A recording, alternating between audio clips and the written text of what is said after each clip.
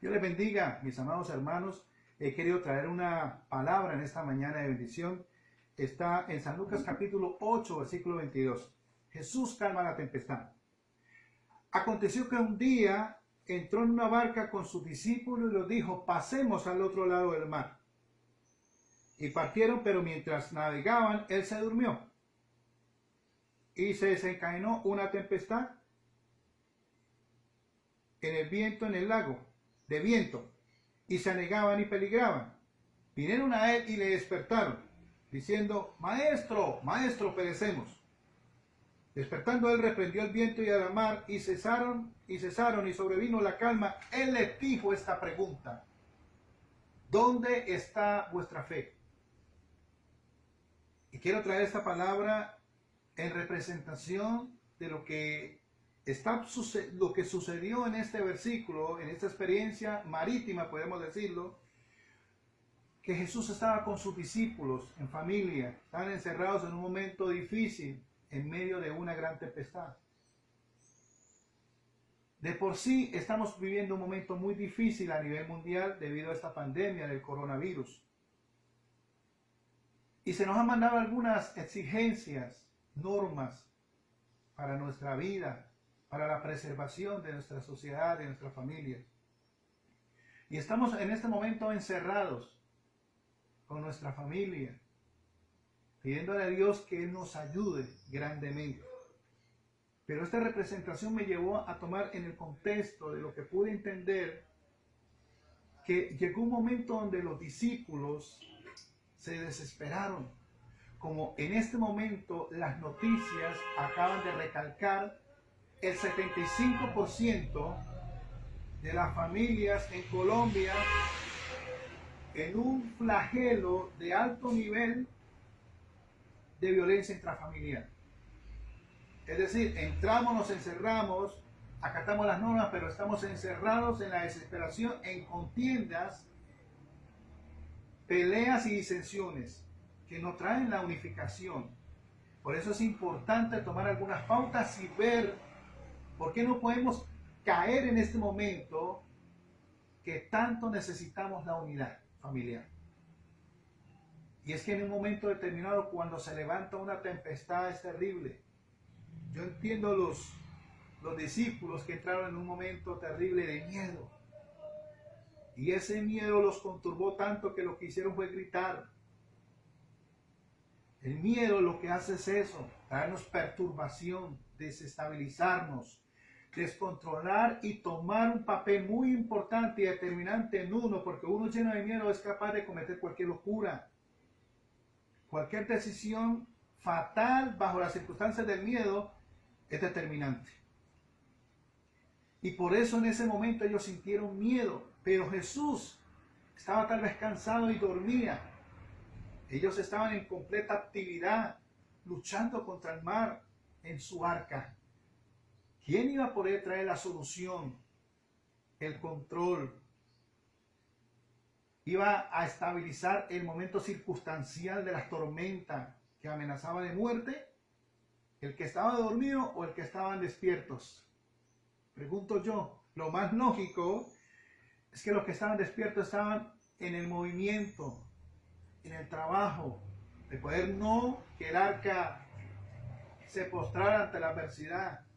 Pero parece que fue lo contrario. El que estaba dormido se levantó, tomó el control en medio de su descanso. Se despertó Jesús y tomó el control. Reprendió los mares, enmudece, porque la tormenta habla de muchos factores determinantes que puede destrozar lo que sea. Y Jesús les hizo una pregunta que la voy a hacer al final. El miedo lo que hace es eso, hermanos. Después de lo que el miedo sobreviene a las personas, a las familias, viene un factor tremendo de pánico. Porque eso es lo que suelta el miedo. Contagiarnos del pánico. Y hay un alto índice de pánico en la sociedad. Sí, sentimos miedo, es natural. ¿Qué queremos hacer? ¿Por qué nos ha sobrevenido? Y pueden hacer miles de preguntas. Pero sobre ese miedo viene un flagelo determinante que es el pánico. Y ahí es donde podemos empezar a tener una enfermedad psicológica y mental, física también. Llenos de pánico, es difícil que nosotros podamos tener una estabilidad emocional dentro de nuestra familia y ofrecer garantías de confiabilidad, de buenas decisiones, de mantener un orden. Una orden que puede llevarnos a la estabilidad de las pruebas, de las aflicciones. Todo el mundo a través de la internet están viendo el gran disturbio y el caos que hay por la mortandad, por el contagio de esta epidemia, que en días o en meses ha causado una mortandad terrible. Y estamos estupefactos, atónitos, perplejos de cómo una epidemia, un solo virus, pudo paralizar el mundo entero y lo humilló. A tal manera que ya aquí no sirven muchas cosas. Los títulos, el dinero, las riquezas, el glamour, todo lo que el mundo ensalza, el egocentrismo de las personas, del conocimiento, llega un momento donde no vale nada. Vanidad de vanidades, dijo el predicador. Todo es vanidad, todo se acaba. Pero estos hombres se llenaron de pánico y entraron en una tercera fase, la desesperación. Y la desesperación habla por sí sola. Esta mañana recibí una noticia de una muchacha que no aguanta ya más el encierro y se iba a lanzar por el balcón de su casa y se iba a matar debido a la desesperación. Porque después del miedo, el pánico, nos llenamos de desesperación. No hayamos qué hacer. ¿Cómo vamos a controlar? ¿Cómo vamos a hacer? Quiero hacerlo, yo quiero hacer esto. Y empezamos a desestabilizarnos emocionalmente. Aquí en nuestra mente, desesperación mental. Porque el encierro nos agobia, nos atrapa, nos acorrala. No podemos tomar decisiones buenas. Por eso mismo, por la desesperación, nos puede llegar a cometer ciertas locuras y decisiones muy fatales.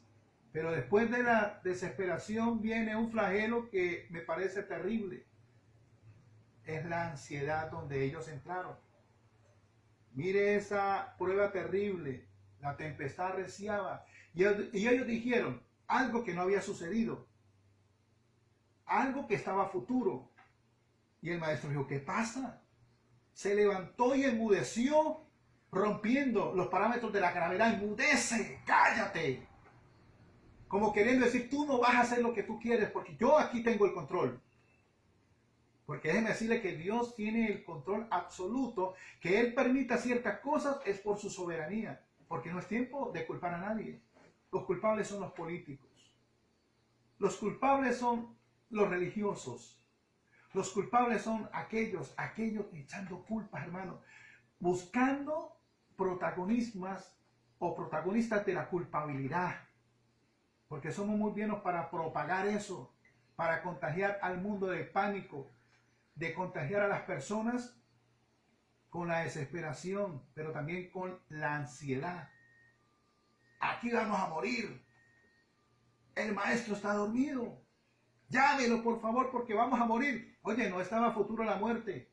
Ellos trajeron a la memoria, vamos a padecer. Esto nos va a matar esta tempestad. La ansiedad es el producto que fabricamos imaginablemente.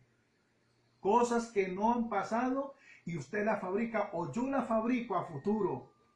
¿Qué irá a hacer de mi empresa, de mis empleados, de mis hijos? Esto se vino al borde, al caos. Perdimos la batalla, nos va a matar este virus. Y hay gente que se han autoproclamado ya muertos. Ya no tienen vida. Perdimos la fe. Perdimos muchos valores. Perdimos los principios bíblicos de tomar la palabra unificados. En este momento, Dios nos llama a un encierro, pero unificados y unidos en fe y en amor. ¿Cómo podemos parar ese alto índice de violencia donde el padre llega a destruir con sus palabras la moral, la fe de sus hijos? A decir que esto ya se acabó, que van a haber momentos más duros, que esto ya no tiene solución, vamos a morir. Cosas que fabricamos a futuro, eso es lo que es el contagio de la ansiedad. Cosas que fabricamos a futuro que no han pasado, que Dios no ha permitido, que no van a suceder. son el producto de su imaginación, de la desesperación, de su miedo, de mi miedo, de mi perturbación, porque lo que hace todo esto flagelos es a esto que hemos entrado al encierro y a la violencia intrafamiliar.